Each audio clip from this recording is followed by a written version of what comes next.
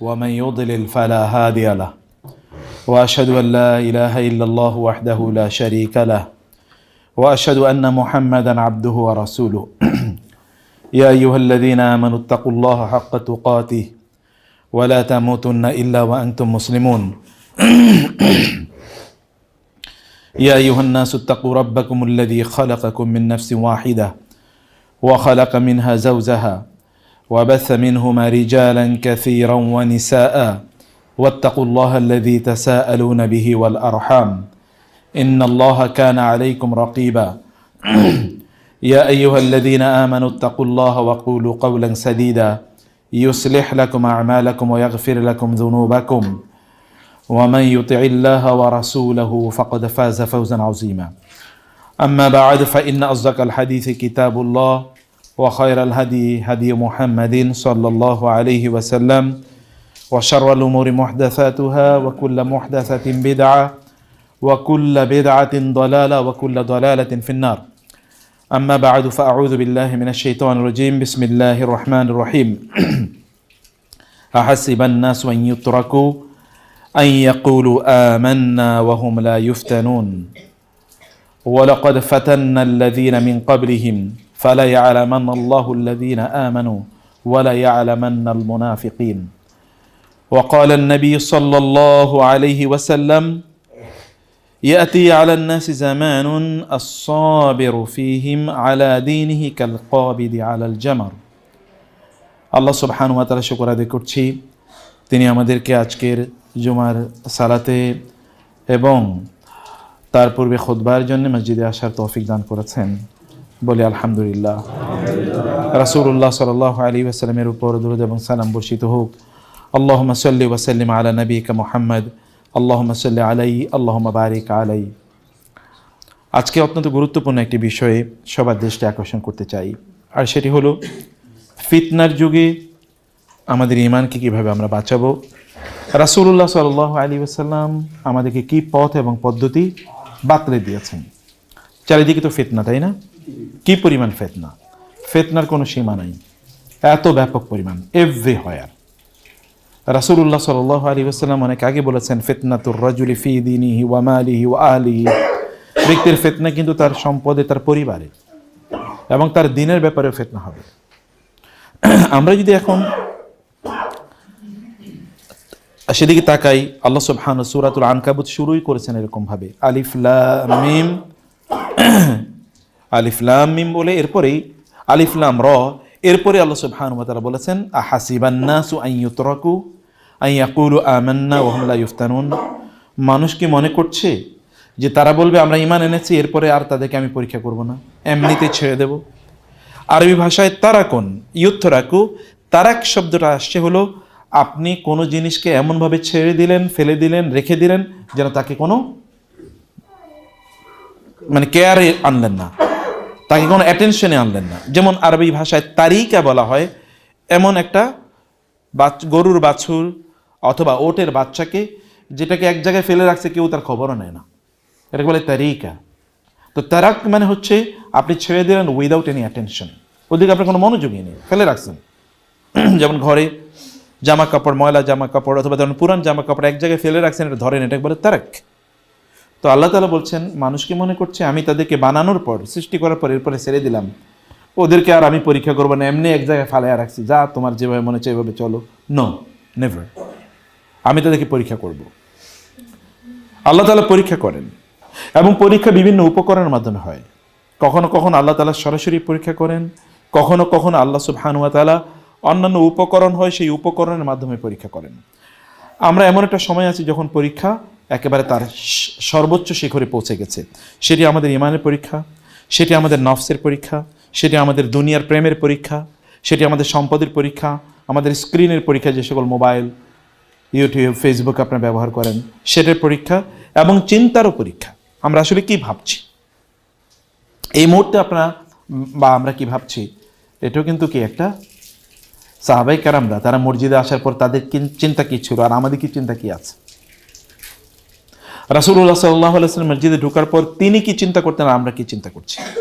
আমরা যখন সালাতে দাঁড়াই তখন আমাদের চিন্তা কি থাকে, রাসূলুল্লাহ সাল্লাল্লাহু আলাইহি ওয়াসাল্লাম বা সাহাবায়ে কেরামের কি চিন্তা ছিল। ফলে সব জায়গায় পরীক্ষা,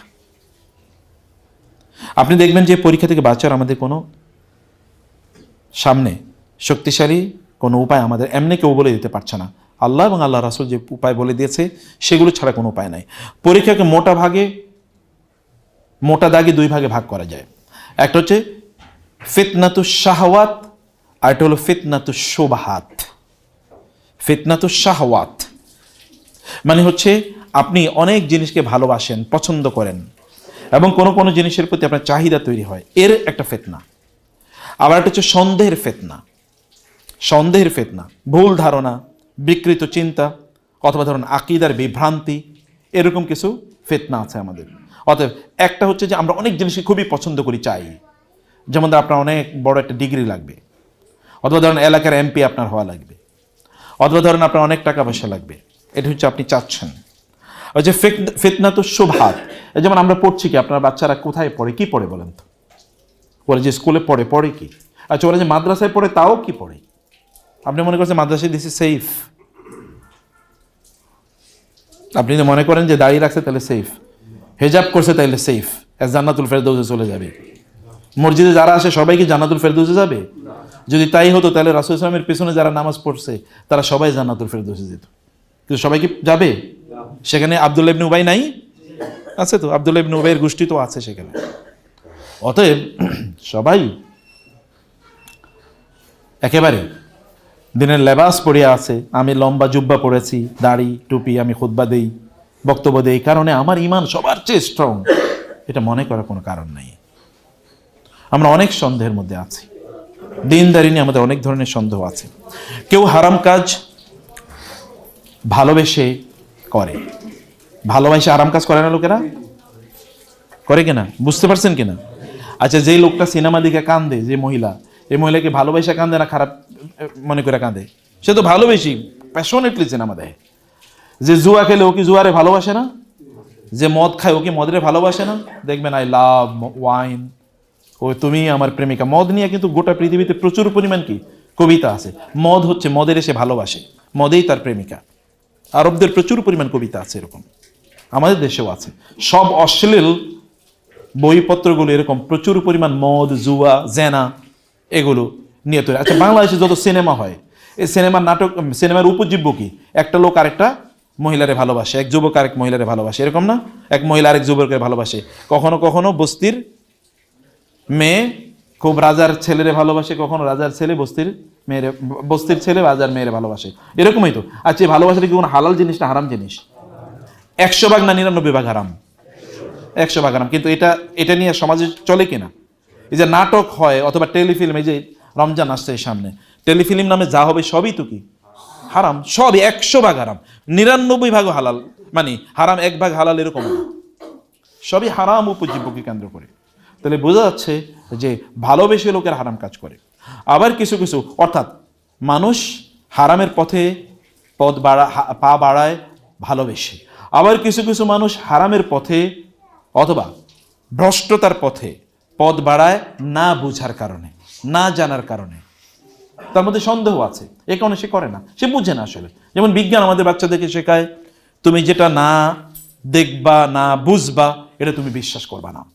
এখন আল্লাহ তাআলা কি আপনি দেখছেন? তো বাচ্চারা এই কারণেই তো আল্লাহরে বিশ্বাস করে না। আচ্ছা, আখেরাত কি ওরা দেখছে? আপনি আপনার বাসায় গিয়ে দেখেন, আমরা তো সবাই ভালো মানুষ, আপনার বাসায় গিয়ে দেখেন তো বাচ্চারা আখেরাত সম্পর্কে কি জানে? কিচ্ছু জানে না।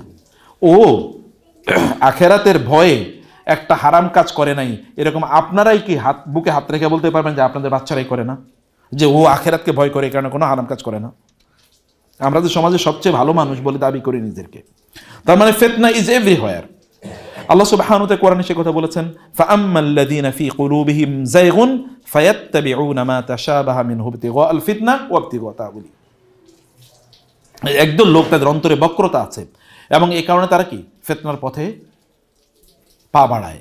এবং অন্যদিকে আল্লাহ তাআলা বলেছেন, আপনি ভালো মানুষ হইলেই যে আপনি ফিতনায় পড়বেন না তা কিন্তু না। ওয়াত্তাকু ফিতনাতাল লা তুসিবান্নাল্লাযীনা যালামু মিনকুম খাসসা। ফিতনাদের কেবল তোমাদের ভালো মানুষদেরকেই, মানে খারাপদেরকেই স্পর্শ করবে, ভালোরা ফিতনায় পড়বে না, এটা মনে করার কোনো কারণ নাই। এটা মনে করার কোনো কারণ নাই। এক খ্রিস্টান পাদ্রী, তার নাম ছিল বার্সেস। সে কি করেছিল? সে খুবই পাদ্রী, একেবারে ইয়ে থেকে বের হয় না, গির্জা থেকে একেবারে বের, ওইখানেই সবসময় ইবাদত করে, সবসময় ইবাদত করে।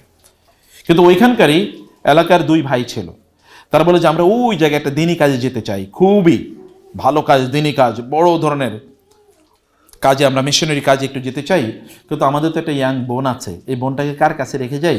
আপনি যেহেতু পাদ্রী, খুবই ভালো মানুষ, দিনদার, আল্লাহওয়ালা, দিন প্রচার করেন, আপনার খেদমতে একটু রেখে যেতে চাই, আপনার তত্ত্বাবধানে। বাসাটা একেবারে কি গির্জার সামনে, আপনার তো কোনো টেনশন কষ্ট করতে হবে না, একটু শুধু দেখে রাখেন। বলো কি আস্তাগফিরুল্লাহ, আস্তাগফিরুল্লাহ, আমি এখান থেকে বের হই না, ফেতনার ভয়ে, চোখে অন্য কোনো নারী পড়ে কিনা, তোমার বোনের আমি কিভাবে দেখে রাখবো? বলে আপনার তো কিচ্ছু করতে হবে না, আপনি শুধু ও এখানে কোনো লোকজন ঢুকে কিনা, আমরা সব খাবার টাবার সব রেখে যাব, কোনো টেনশন করতে হবে না, শুধু আপনি তো একটা গির্জার দরজা থেকে একটু নজর রাখলে দেখবেন, ঠিক আছে? বলছে না, আমার পক্ষে সম্ভব না। 2-3 দিন ওরা বলছে, 3 দিন ডিনাই করেছে। এরপরে তার মনে হঠাৎ করে জাগ্রত হলো, শয়তান এসে তারে বলছে, এই মিয়া, তুমি এত ভালো মানুষ, আল্লাহওয়ালা মানুষ, তুমি এত বড় একজন পাদ্রী, এই একটা মানে নিরীহ একটা মেয়ে এখানে একা একা থাকবে, তুমি সমস্যা কি? তুমি এখানে শুধু একটু নজর দেবা, আর তো কিচ্ছু করবে না, তুমি তো, তোমার দিনদারি অনেক বড় না, তোমার তো কোনো কিছু করার প্রয়োজন নেই, তুমি শুধু একটু নজর দেবা। তুমি এই যে ডিনাই করলা, এই যে লোকগুলো তোমার কারণে একটা বড় ইবাদতে যেতে পারলো না, এ কারণে তোমার গুনাহ হবে না? কে বলছে? শয়তান। তার এখন মনে হলো, আসলেই তো আমি, এরা একটা ভালো কাজে যাবে, আমি সাপোর্ট করতে পারলাম না, আমি তোর কিছু, আমি শুধু দরজা দিয়ে একটু তাকিয়ে থাকবো, এতটুকুই। সে পরের দিন তাদেরকে ডাকলো, ভাই না ঠিক আছে আপনারা যান, আমি আছি, আমি দেখে রাখবো নি। এখন তো তারা চলে গেছে, এখন তার 2-3 দিন সময় গেছে, 2-3 দিন পর সে ওইদিকে শুধু মাঝে মাঝে একটু তাকায়, আর কোনো খবর নেয় না, না সব ঠিক আছে। হঠাৎ করে তার কাছে শয়তান বলল, তুমি কি এরকম আল্লাহওয়ালা মানুষ হলে, একটা অবলা মেয়ে এখানে আছে, এই মেয়েটাকে ঠিক মতো আসে, খাইতেছে না কি করছে, তুমি একটা দিন একটু খবরও নিতে পারলা না? অন্তত যাও, যা বাইরে থেকে তুমি অন্তত জিজ্ঞেস করো, এই কেমন আছেন, তোমার কোনো সমস্যা আছে কিনা, কিচ্ছু তুমি কোনো আওয়াজ করবা না, তোমার কোনো সমস্যা আছে কিনা একটু চিরকোটে একটু কাগজে লিখে দিও, আপনি কিন্তু কোনো, তুমি কিন্তু আওয়াজ শুনবেন না, আপনি তো ভালো মানুষ, আল্লাহওয়ালা মানুষ, এতটুকু নিলে এটা কোনো সমস্যা না। ওর মনে হলো, আহারে আসলেও তো এটা অবলা মেয়ে, কোনো খবর নিলাম না আমি, প্রতিবেশী তো খবর নেওয়া দরকার।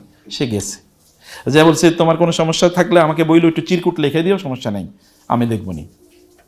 গেল আরো 3-4 দিন, হঠাৎ করে এবার শয়তান এসে তাকে বলছে, মিয়া তোমারে হে কি লিখতে পারে কি পারে না, এটা কি তুমি জানো কিছু? সে কি যে লিখতে পারে, তোমার যে চিরকুট লিখে দেবে, এটা সে কি লিখতে পারে কি না কিছু? তোমার তো এত কিছু দরকার নাই, তুমি শুধু তাকে বলবা তার আওয়াজটা, যে তুমি শুধু আমার বলবা যে তোমার কোনো প্রয়োজন আছে কিনা, তুমি বলবা আছে অথবা নাই, ব্যাস। এর থেকে তোমার কি আসে যায়, তুমি তো সারাদিন গির্জায় থাকো, সারাদিন ইবাদত করো। সে আসলেও তো ঠিক। সে এবার গেল, যাওয়ার পরে তারপরে সে তারে জিজ্ঞেস করলো ওইখান থেকে, এখন মেয়ে আওয়াজ করছে, না আমার কোনো কিছু লাগবে না, ভালো ঠিক আছে, আমার আর কোনো কিছু, অন্য কোনো কিছু লাগবে না। এইভাবে গেল, যাওয়ার পরে এরপরে শয়তান তারে বলল, আরো 3-4 দিন এভাবে গেল, শয়তান তারে বলল, দেখো একটা মেয়ে তো, একটা যুবতী মেয়ে, তার মধ্যে কি আছে, একটু লাজ লজ্জা আছে, সে ভিতরে কি আছে নাই, এটা তো তোমার সব খোলসা করে বলবে না, তার তো ভাইরা সব তার প্রয়োজন মেটাতো, এখন একটা বেগানা পুরুষ তার প্রয়োজন মেটাবে, এটা কারণে সে তো না বুঝেও বলতে পারে, অথবা সে আড়ষ্টতা, একটু লজ্জার কারণে বলতে পারে যে না সব আছে, আসলে তো নাও থাকতে পারে। তোমার কিচ্ছু করার দরকার নাই, তুমি শুধু একটু বলবা যে ঠিক আছে তুমি কেমন আছো, তোমার দরজা ভিতরে কি আছে একটু দেখি আমি, আসলে কি তোমার রান্না বান্না ঠিক মতো হচ্ছে কিনা, একটু শুধু দরজাটা খুলে তুমি একটু ভিতরে একটু তাকিয়ে চলে এসো, ও এক সাইডে থাকবে। বলে হ্যাঁ আসলেও তো ঠিক। এরপরে দরজা খুলছে, একটু ভিতরে গেছে, এরপরে দরজা খোলার পরে চলে আসে না, আসে ভিতরে একবার তাকিয়ে চলে এসে শয়তান তাকে বললো, মিয়া ভিতরে তো তুমি দেখছো আসলে কিছু আছে কিনা, তুমি তো একবার তাকাইছো, কিন্তু ভিতরে আসলে কি খাবার টাবার আছে কিনা এটা তো তুমি দেখো নাই, পাতিলটাতে রান্না হচ্ছে কিনা, আচ্ছা এতদিন বাজার ছাড়া একজন মানুষ থাকে কেমনে, এটা তো আর ফ্রিজের যুগ না যে ফ্রিজে সব রেখে দিছে, তুমি একটু যাও একটু খবর নাও আসলে আছে কিনা। এবারে আচ্ছা আসলেও তো ঠিক, আচ্ছা ঠিক আছে, একেবারে নিচের দিকে তাকিয়ে যা ভিতরে তোমার কোথার কি কি আছে, যা দেখলো যে আসলে খুব বেশি কিছু নেই। শয়তান তারে বলছে, তুমি ওরা একটু বাজার করে দাও। এবার গেছে একটু বাজার করার জন্য, বাজার করে এরপরে বাজার দিয়ে এসছে।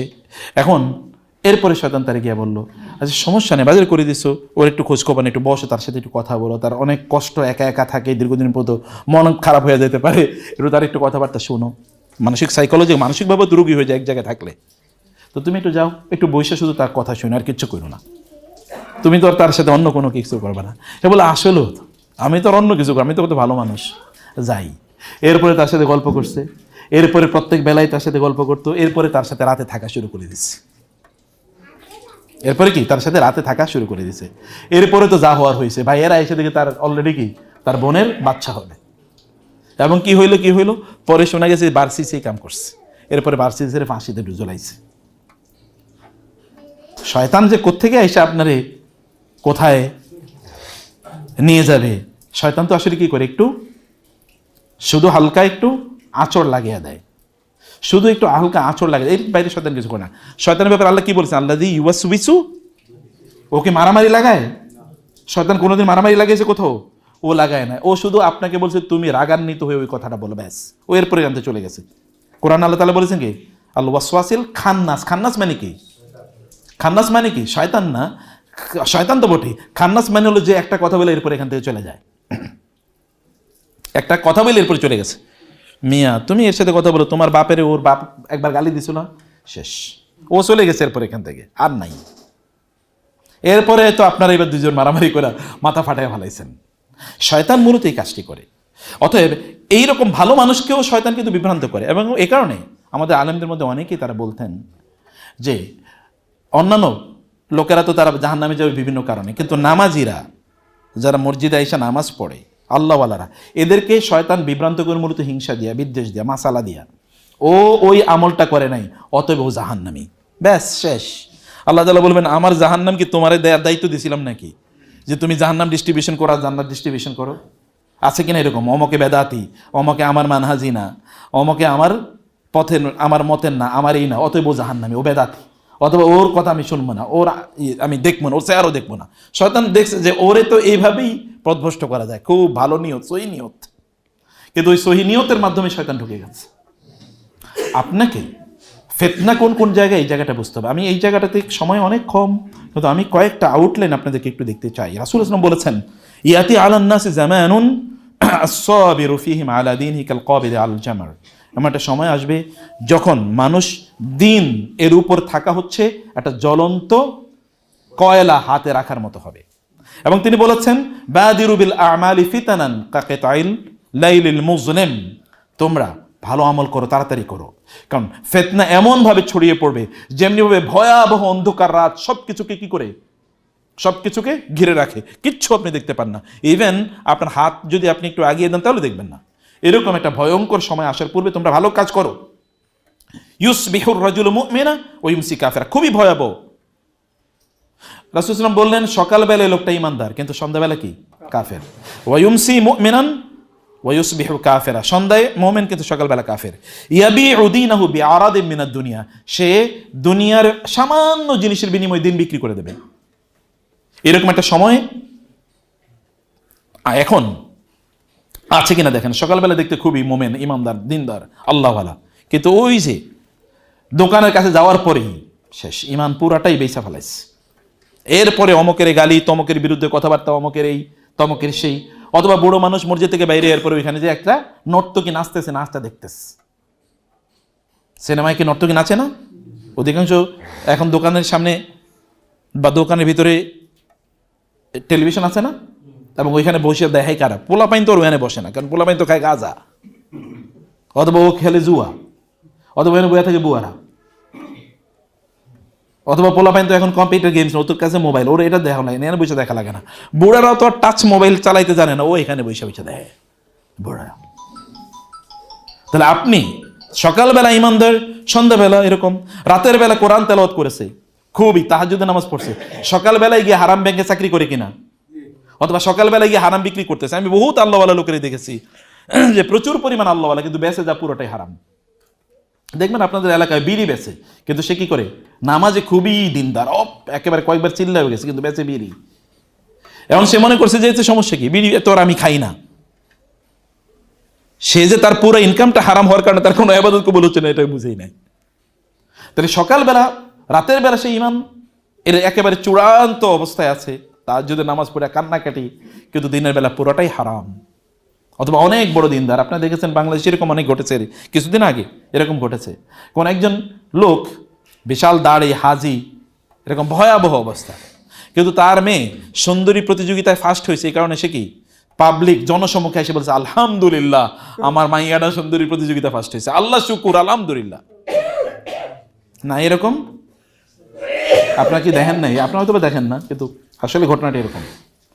লোকেরা তাদের বাচ্চা, এই যে যারা সুন্দরী প্রতিযোগিতা বাংলাদেশে যে মেয়েরা সুন্দরী প্রতিযোগিতা ফার্স্ট হয়, ওরা কি সব হিন্দু?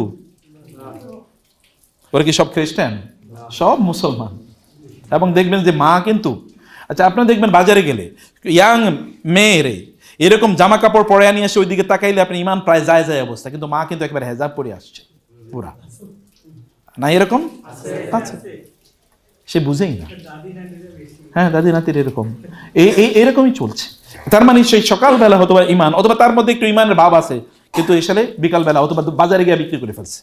আপনাদের বোনেরা, যেমন আপনাদের স্ত্রীরা, তারা বাজারে গিয়ে যখন একটা পুরুষের সাথে একেবারে হাসি তামাশা করে, ভাইয়া কত টাকায় দেবেন, একটু কমান না, হ্যাঁ আপা আপনার জন্যই শুধু একটু কমাইতেছি, এই যে আপনার স্ত্রী আপনাকে বাদ দিয়ে দোকানে গিয়ে বাজারে গিয়ে এরকম জিনিসগুলো কিনতেছে, তো আপনি তো দায়ী। আপনি সকালবেলা নামাজ পড়ে লাভ কি?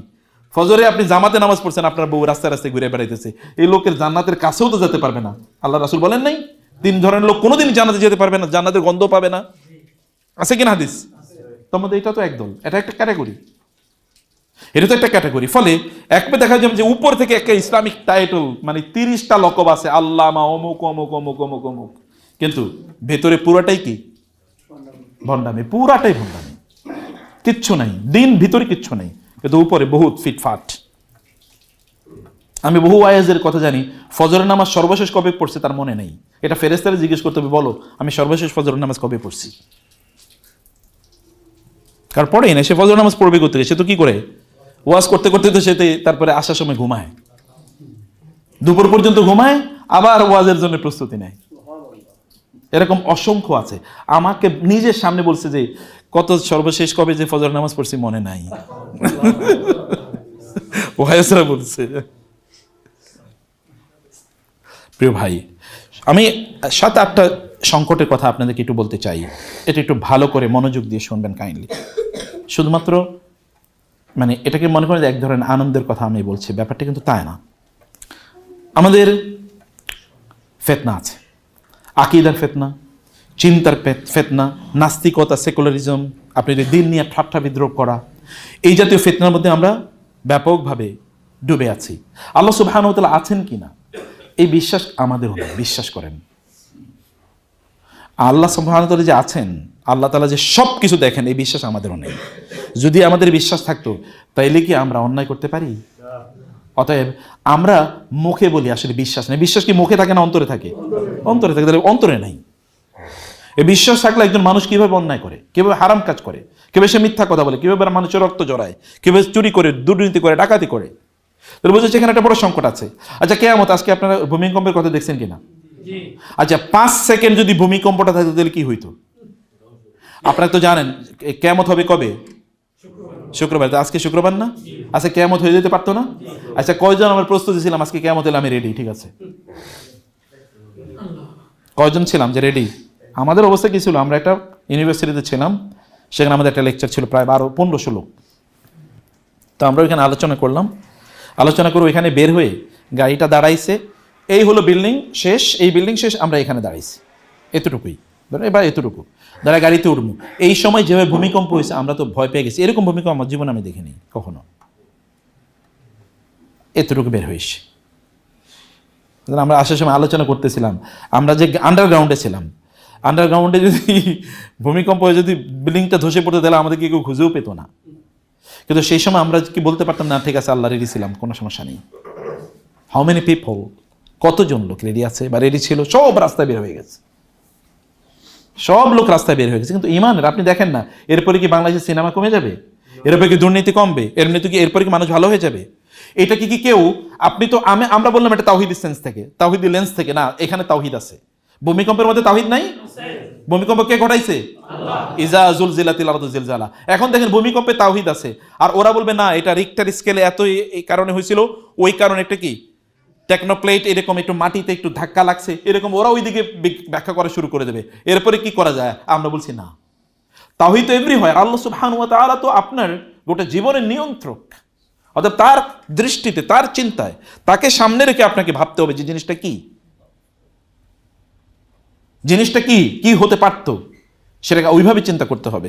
প্রিয় ভাইরা, আমরা সত্যিকারে ইউটিউবের কাছে তো আমাদের ইমান বিক্রি করে দিই প্রতিদিন। ইউটিউবের কাছে আপনি দেখবেন একটা নাটক রিলিজ হয়েছে, এই নাটকটা প্রথম দিনেই, অথবা দেখবেন কিছু মিম টাইপের, এই যে কিছু দেখবেন মানে হাসি ঠাট্টামূলক কিছু কি কিছু কিছু ওই যে ইয়ে করে না, ওই যে হ্যাঁ শর্ট ভিডিও করে না, এগুলো দেখবেন এখন আপলোড করছে মুহূর্তের মধ্যে মিলিয়ন মিলিয়ন ভিউ। আর আপনি একটা খুতবা, একটা লেকচার আপলোড করে দেখেন যে 10 মাস, 1 বছর, 2 বছর, 3 বছরও কি 2 জন, 5 জন, 10 জন, 20 জন, তাও ওই 20 জন ওই আপনি যে কয়েকবার গিয়ে গিয়ে দেখছেন, এটা আপনি আর কেউ না। ঘুরে ফিরে ওরা আসেই না এখানে। ইউটিউবের কাছে তো বেশি দিতেছি ইমান, ফেসবুকের কাছে তো ইমান বিক্রি করে দিচ্ছি। আমাদের আল্লাহ সুবহানাহু ওয়া তাআলা, আমরা দিন শুধু মসজিদে রাখছি, মসজিদের বাইরে দিন নাই। ইসলাম শুধু মসজিদের বাইরে ইসলাম নাই। আপনার বাসায় যদি ঢুকেন, আজকে আমরা ওইখানে বলেছিলাম, আপনার বাসায় ঢোকার পরে কেউ বলবে না এটা মুসলমানের ঘর, কেউ বলবে না। গত খুতবাটা আপনারা শুনবেন যদি সময় থাকে। আমরা বলছি রাসূল ইসলাম যদি আপনার ঘরে আইসা দরজায় টোকা দেয় যে আমি আপনার ঘরে ঢুকতে চাই, আপনি কি ঢুকাইতে পারবেন? কোথায় ঢুকাবেন? কোথায় বসাবেন? কোন রুমে বসাবেন? বসাইলে তাকে খাওয়াবেন কি? তিনি কি খান? আপনি কি খাওয়াবেন? আপনার পুরাটা আপনি কি বলতে পারবেন? কারণ আপনি যে খাবার দেবেন, জিবরিল এসে বলবে এটা কিন্তু খাবারের মধ্যে হারাম আছে, খাওয়া যাবে না, বলবে না জিবরিল? উনি কি হারাম খাবে? ওনাকে তো আল্লাহ তাআলা জানিয়ে দেবেন। তো আপনি কি দিবেন তাকে? আপনি তো জারি জুরি সব ফাঁস হয়ে যাবে। এবং আপনি সকালে বেলা উনি এসে আপনার দরজায় যখন টোকা দেবেন, তখন কি আপনি বলতে পারবেন ইয়া রাসূল একটু থামেন, ওই যে আমার বাচ্চাগুলো একটু ঘুম থেকে উঠাই, কারণ ওরা আজকে ফজরে ঘুম থেকে উঠে নাই। এই তুমি কি করতেছিল? আপনি চোখ কসলাইতে আসবেন, কারণ আপনি আজকে ফজর নামাজই পড়েন নাই, অথবা জামাতেই পড়েন নাই। Many things may happen. আপনি তো তাকে জায়গায় দেবেন। তাহলে আমাদের ইসলাম কেবল মসজিদে, এর বাইরে ইসলাম নাই। এর বাইরে ইসলাম একেবারেই আমাদের কাছে নাই। অতএব জীবনে একেবারে ইসলাম নাই।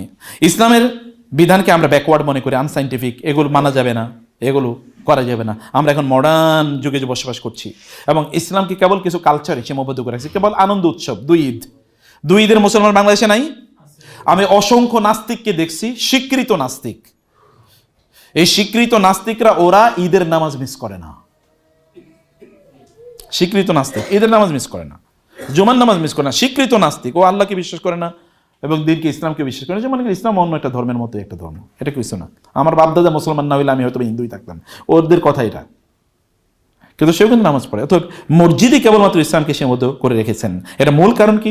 যারিকা বিআন্নাহু মুস্তাহবুল হায়াতাদ দুনিয়া আল আখিরা। কারণ আখিরাত ভিত্তিক জীবন না, এটা পুরিয়াটাই কি? এটা দুনিয়া ভিত্তিক জীবন। আমরা কেবলমাত্র আপনাদেরকে এখন যদি বলা হয় সবাইকে আমেরিকা যাওয়ার ভিসা দেওয়া হবে, কয়জন ভিসা নেবেন? কয়জন নেবেন না? যদি বলা হয় হাত তোলেন, তাহলে অনেকে হয়তো বা আমাদেরকে দেখানোর কারণে হাত তুলবে আর কি, কিন্তু ভিতরে গিয়ে বলবে আমি কিন্তু আল্লাহ ওনারে দেখানোর জন্য বলছে, আমি কিন্তু যাইতে চাই। তাই না? বাঙালিরা কি ইউরোপে যায় না? তারা টাকা পয়সা মানে ওই যে সমুদ্র পথে পাড়ি দিয়ে যায় না? কি কারণে যাচ্ছে? কি সেখানে কি দিন পাওয়া যায়? ওখানে জান্নাত বিক্রি হয়? ওখানে তো জান্নাত বিক্রি হয় না, সেখানে তো জাহান্নাম বিক্রি হয়। কিন্তু সেজন্য যাচ্ছে, ওই কেবল কয়টা টাকা পয়সা ইনকাম করবো, কিছু না। তার পরবর্তী প্রজন্ম, আমি এরকম বহু লোকের দেখেছি, তারা ওইখানে গিয়ে এখানে কিছু নামাজ টামাজ পড়তো, কিন্তু ওইখানে যাওয়ার পর পুরাটাই খ্রিস্টানের মতো চলছে, এবং তার মধ্যে কোনো অনুভূতিও নাই। এটাকে সে মানে স্টাইল মনে করছে, এটাকে সে আভিজাত্য মনে করছে, আধুনিকতা মনে করছে ভালো। 2 নম্বর যেটা, তা হলো অশ্লীলতা এবং জেনার ফিতনা, ফ্রিমিক্সিং, পর্ন, এলজিবিটি, এগুলোকে আপনি সর্বত্র দেখবেন। ওয়ালা তাকরাবুজ জিনা, আল্লাহ বলেছেন ইন্নাহু কানা ফাহিশাতান ওয়া সাআ সাবিলা, তোমরা জেনার কাছে যেও না। আচ্ছা দেখেন তো, এখন বয়ফ্রেন্ড, আপনার ছোটবেলা, এখন থেকে ধরুন 30 বছর আগেও আমাদের এলাকায় কি তখনও প্রেম ছিল না? ছিল। কিন্তু কিভাবে ছিল? গোপনে কেউ একজনের কি করতো, একটা চিঠি পাঠাইতো গোপনে, এবং ওইটাও যদি ধরা খাইতো তাহলে পুরো এলাকায় ও কিন্তু ওরে চিঠি পাঠাইছে, তাই না? একজন আরেকজনের সাথে ধইরা হাঁটবে, এটা কেউ কোনোদিন চিন্তা করছে? রাস্তায় আরেকজনের দিকে তাকাবে, কেউ কোনোদিন চিন্তা করেছে? 1990-তে যখন আমি ঢাকায় আসি, ঢাকা বিশ্ববিদ্যালয়ের পাশে দিয়ে আমি একজন ছেলে মেয়েকে একসাথে বসে দেখিনি, একজনকেও দেখিনি।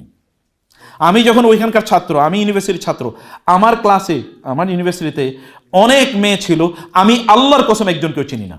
একজনের চেহারায় তাকিয়েছে এরকম কোনোদিন ঘটনা ঘটে নাই। এটা কিন্তু আমার জন্য ঘটে নাই যে উনি তো অনেক বড় আল্লাহওয়ালা মানুষ, এটা না, এটা মনে করে না। নতুন কালচার এটা কি মানে এটা কি শুধু একটা দুইটা জায়গায়? সর্বত্র আপনি গ্রামেও দেখবেন একই অবস্থা। সর্বত্র এটা এখন বয়ফ্রেন্ড গার্লফ্রেন্ড তো সাধারণ কথা হয়ে গেছে।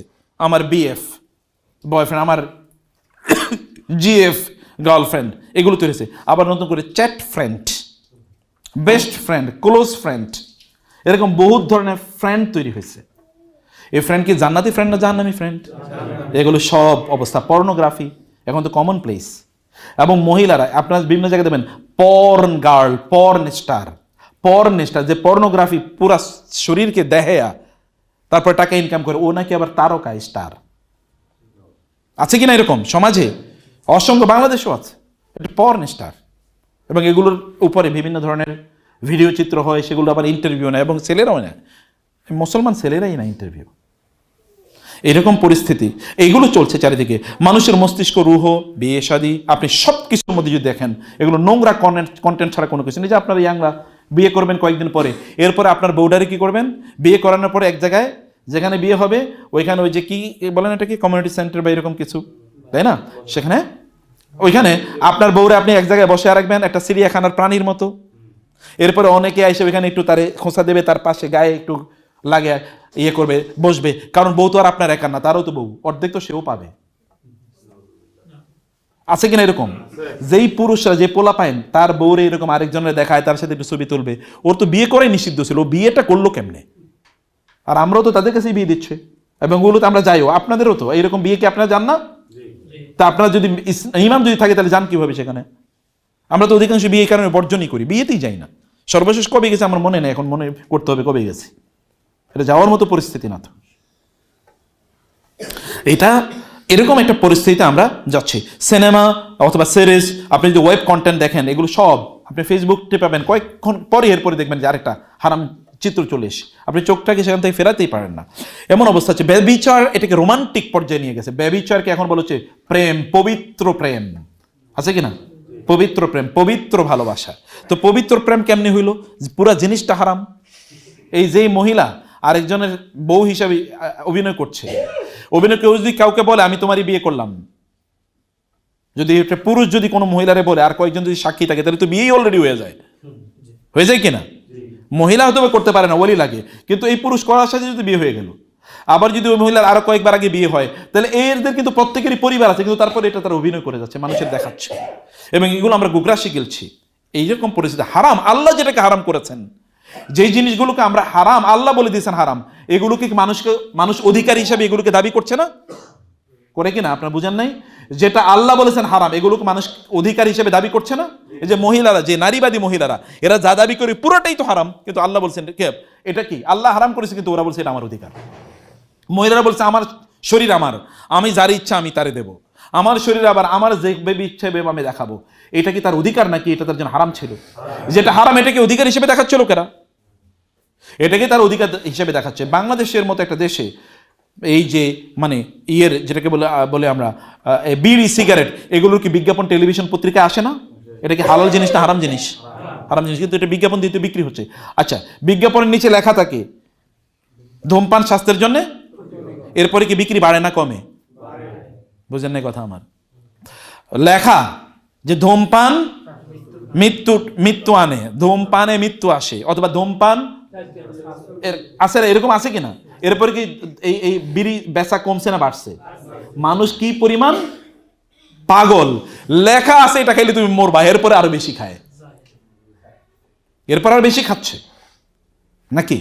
তাই রে বোঝা যাচ্ছে যে এগুলো আসলে আমরা এগুলোকে আমাদের ট্রেন্ড বানাইছি। শয়তান এই সকল জায়গায় প্রচন্ডভাবে লাভবান হয়েছে। রিবা, আপনি যদি সুদের কথা বলেন, দুর্নীতি, ব্যবসায় ফিতনা, এগুলো কি চারিদিকে নাই? আপনি যে ব্যবসাটা করেন, এই ব্যবসাটা আপনি যে পণ্যটা বেচেন, বাংলাদেশের মুসলমানরা খুবই দাড়িওয়ালা আল্লাহওয়ালা মানুষ ব্যবসা করে, আরে হজ করতে করতে অথবা নামাজ পড়তে পড়তে মাথায় দাগ ফেলে দিছে, কিন্তু পণ্য যেগুলো বেচে পুরাটাই হলো 2 নম্বর না 10 নম্বর, কিছু কিছু নম্বরও নাই, এবং ডেট কি এক্সপায়ার করছে তারপরে বেচে, না না এটা আমি বেচবো, কম দামাগুলো কিনে এরপরে মানুষের কাছে বেচে। এরকম আছে না? আপনাদের এলাকায় যারা বেচে সব আল্লাহওয়ালা মানুষ, সব আল্লাহর মানে ওলি সব, তাই না? ব্যবসা যারা করে দেখবেন সব ধোকার মধ্যে, সব ধোকা কিভাবে দেবে, মানুষের ধোকা দেবে কিভাবে, এটা নিয়ে প্রত্যেকটা লোক এটা ব্যস্ত আছে।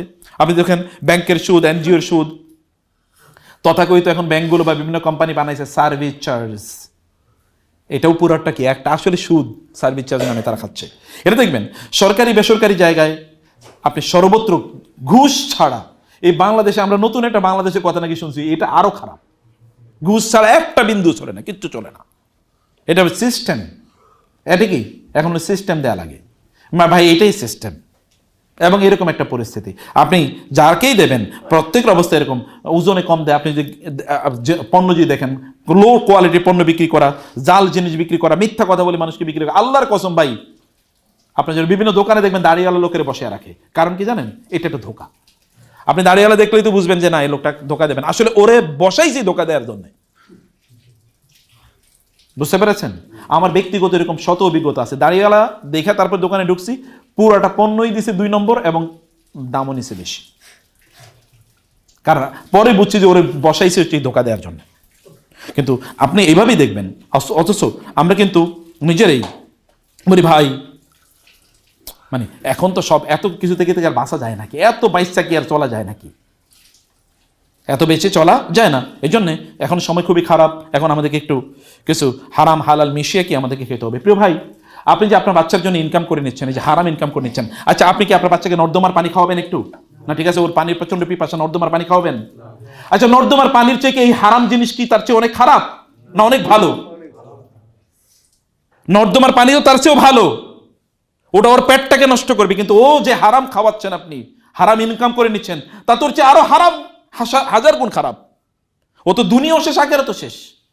ওর তো কেবল পেটই নষ্ট হবে না, ওর তো কি ইমানও নষ্ট হয়ে যাচ্ছে। আমরা বলছিলাম যে আপনি পুষ্টি, আপনার বাচ্চাকে পুষ্টি খাওয়ান, ওর শারীরিকভাবে বড় হচ্ছে কিনা, তো ইমান বড় হচ্ছে কিনা, তার জন্য তার পেটে কি দিচ্ছেন আপনি? এটা তো দিচ্ছেন হারাম। যা ইনকাম করছেন, আপনারা বলেন তো প্রত্যেকটা মানুষ আপনি যা ইনকাম করছেন তা হালাল কিনা? কিসের উপর ভিত্তি করে আপনি বলবেন এটা হালাল? এটা কিসের উপর ভিত্তি করে বলবেন? বলার কোনো সুযোগ নেই। পরিবারের অবস্থা চিন্তা করে দেখেন, অধিকাংশ পরিবারগুলো এখন দিনই পরিবারগুলোতে ভাঙতেছে। তালাক কি পরিমাণ হচ্ছে, ফেতনা কিন্তু পরিবারে ঢুকে গেছে। ফেতনা কোথায় ঢুকছে? পরিবারে ঢুকছে। গতকাল একজন আমারে বলছে যে 2টা জিনিস কথা রাখে না। বলে কি? বলে যে বউরে বিয়ে করে আনার পর কথা ছিল যে বউ কথা শুনবে, কিন্তু কথা শুনে না।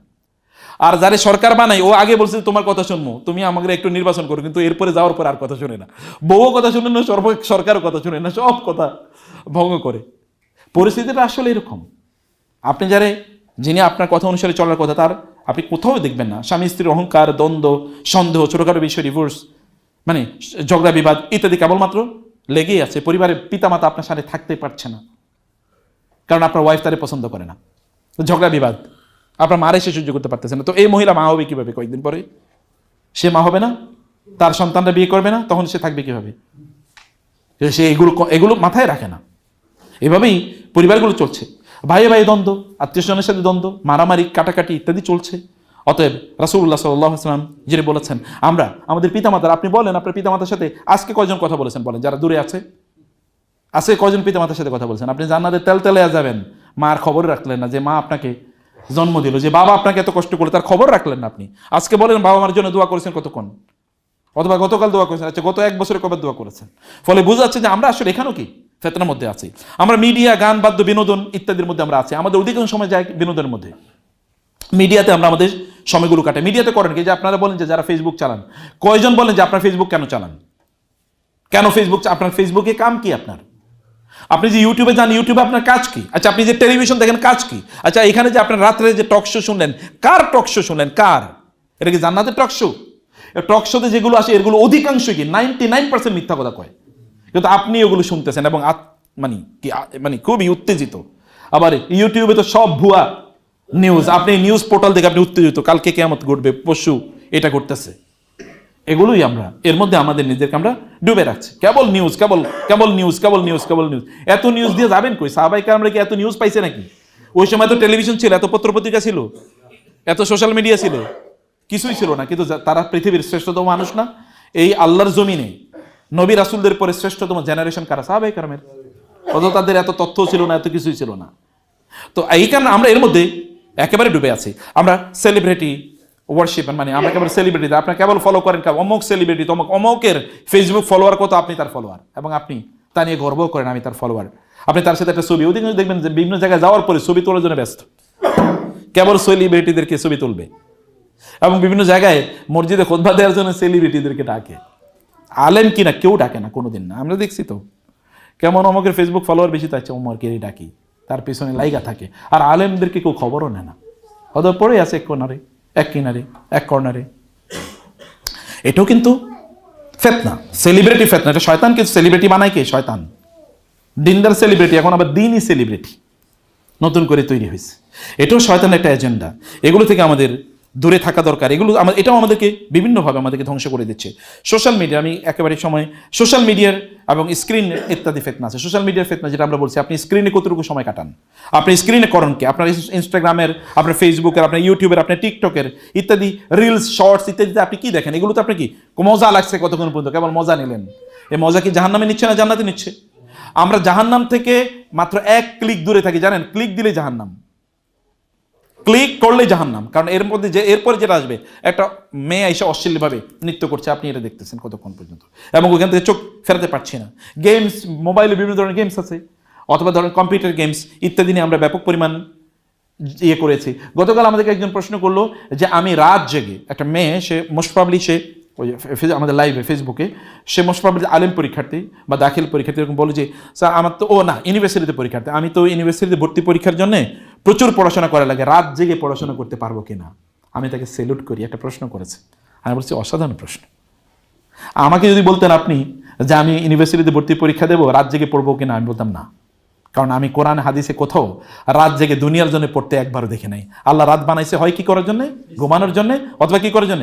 কিয়ামুল লাইল, কুমিল্লাইলা ইল্লা কালিলা। আল্লাহ রাসূল তা করছেন, দুনিয়ার জন্য উনি পড়ছেন, অথবা দুনিয়ার জন্য সাহাবায়ে কেরামরা করেছেন রাত জেগে। আমি এটা একটাও দেখে নাই, এটা দরকার নাই। আপনি যেটা পড়বেন ওই পড়া জীবনে কোনোদিন কাজে লাগবে না। আপনারা যারা পড়ছেন, যেটা পড়ছেন জীবনে এর আগে কয়টা কাজে লাগতেছে বলেন? একটাও দেখবেন কাজে লাগবে না। আপনি যা পড়ছেন ওটা কিচ্ছু কাজে লাগে না। আপনি এখন নতুন কাজ করছেন, নতুন জিনিস আপনি করছেন। অর্থাৎ এগুলো থেকে আমাদের বের হয়ে যাওয়া দরকার। উম্মাহি এবং রাজনৈতিক একটা ফেতনার মধ্যে আমরা ভয়াবহভাবে আমরা লিপ্ত হয়ে আছি। এই দেখেন, রাজনীতির নামে দলাদলির কারণে আমরা দাওয়াতি কাজ করতে পারি না, আছে কিনা? অমকে যেহেতু আমার রাজনীতি পছন্দ করে না, তার কথাই শুনবো না। এখন এটা আবার নতুন করে আমাদের মাযহাব এবং মানহাজ এর মধ্যে ঢুকছে। অমকে যেহেতু আমার মাযহাব মানেন, ওর কথাই শুনবো না। আমাদের ওইখানে কি অনেকে মন্তব্য করে, ওনারে মনে করছিলাম এইরকম, উনি দেখি ওই রকম, এখন থেকে ব্লক, আর কথা শোনা যাবে না। এরকম নাই আপনাদের মাঝে? চারিদিকে শুনে দেখেন, আমাকে যেহেতু আমার আদর্শের না, অতএব বাদ। এটাও কিন্তু ফেতনা। আপনারা হয়তো বুঝেন না, অথবা খেয়াল করেন না, কিন্তু এটাও কিন্তু একটা বড় ধরনের ফেতনার মধ্যে আমরা আছি। এই ফেতনা থেকে আমাদের অবশ্যই বের হওয়া দরকার। এগুলো থেকে বের হতে হলে উম্মা কেন্দ্রিক চিন্তা কতটুকু আছে? আপনি আজকে যা কাজ করেছেন, এই কাজের মধ্যে উম্মার জন্য কতটুকু আছে বলেন? আপনার সারাটা দিন অথবা গত 1 বছর উম্মার জন্য কি কি করেছেন বলেন? যে মুসলিম উম্মার জন্য, জাতির জন্য আপনি কি করছেন? সব তো নিজের জন্য। ব্যবসা বাণিজ্য, চাকরি বাকরি, পড়াশোনা, বাড়ি গাড়ি, সব কিছু কেবল আমাদের দুনিয়ার জন্য। এগুলো সব তো প্রিয় ভাইরা প্রকাশ্য, কিন্তু অপ্রকাশ্য কিছু ফিতনা, যেমন রিয়া, ইবাদত করছি কিন্তু মানুষকে দেখানোর জন্য, আল্লাহ তাআলার জন্য না। আবার ধরুন দুনিয়ার প্রেম আছে, সব কিছু হয়তো দেখাচ্ছি। যেমন আমি মাহফিলে যাচ্ছি, আমি ওয়াজ করতেছি, খুতবা দিচ্ছি, মনে হচ্ছে না আমি তো দিনই কাজ করে বেড়াইতেছি, দাঁড়াচ্ছে, কিন্তু আসলে মূলটি কি? ওই যে পকেট আসলে মূল, কাহিনী মূলত এখানে। এক জায়গায় দাওয়াত, একজন খুবই আল্লাহওয়ালা দিনদার, এরপরে পাঠাইয়া দেখেন, টাকা কম দিয়ে দেখেন এরপরে ডাকলে আসে কিনা, বুঝতে পারছেন কিনা? প্রচন্ড দায়ী, ভয়াবহ দায়ী, এরপর ডাইকা দেখেন টাকা কম দিয়ে, যে না ভাই আজকে দিতে পারলাম না, আল্লাহর রাস্তায় মাফ করে দিন, এটা শুধু দাওয়াতের জন্য রেখেন। গতকাল আমাকে একজন ব্যক্তি বলেছে যে ওনার এলাকার গল্প বলেছিল, যে ওই এলাকায় একজন মানুষ ছিল, তিনি তার নিজের টাকা দিয়ে আরেক জায়গায়, অন্য জায়গায় তিনি দাওয়াত, মানে নিজের পকেট, যতটুকু আছে নিজের পকেট দিয়ে যেত। তিনি বলেছেন ওই গোটা এলাকার মানুষ তার কারণে পরিবর্তন হয়ে গেছে। আমাদের ধরেন মজনু ভাইয়ের কথাই বলি, এই যে ছোট একটা মসজিদ, উনি দেখেন এটা নিয়েই পড়ে আছে, নাহলে কত মানুষ কত টাকা পয়সা ইনকামের জন্য কত কিছু করতেছে।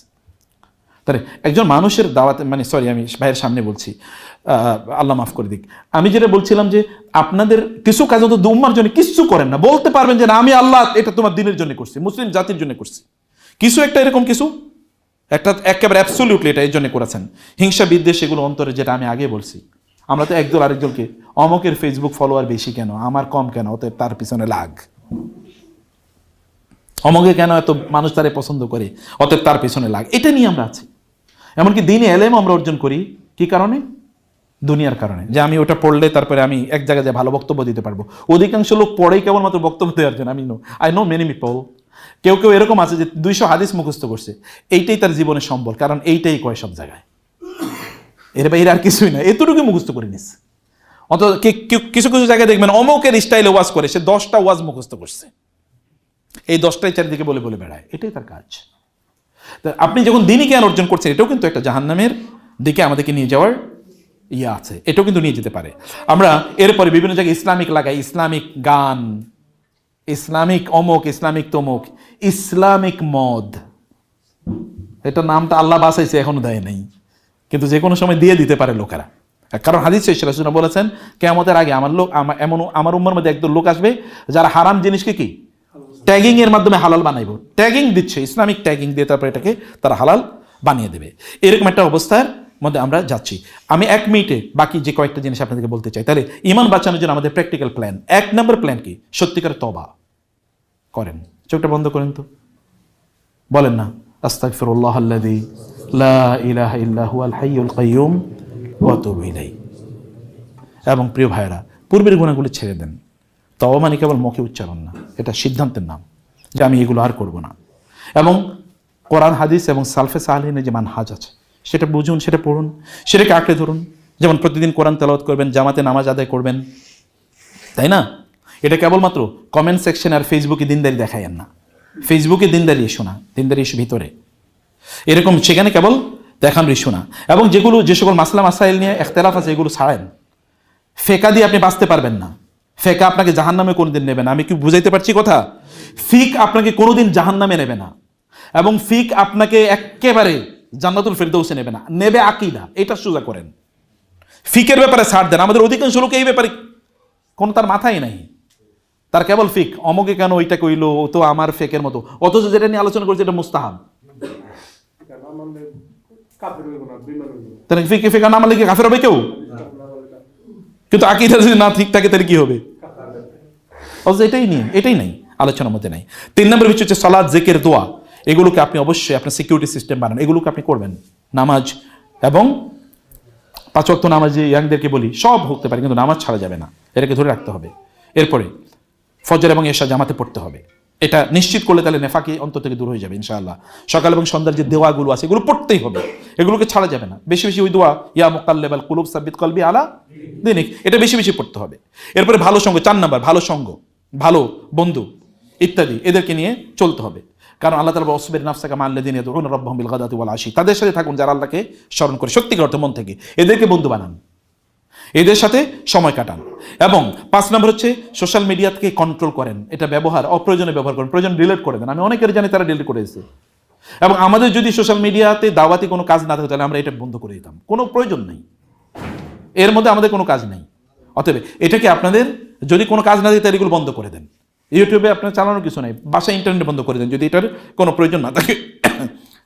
এবং পরিবারকে বাঁচানোর জন্য আপনার দায়িত্ব নেন, ফ্যামিলি কিছু রুল তৈরি করেন যে ফ্যামিলি কিভাবে চলবে, বাচ্চারা কিভাবে চলবে, অন্যরা কিভাবে চলবে, এগুলো সব আপনারা একেবারে কি নিজেরা রোল করে নেন যে এইভাবে আপনারা আপনাদের কার্যকলাপগুলো করবেন।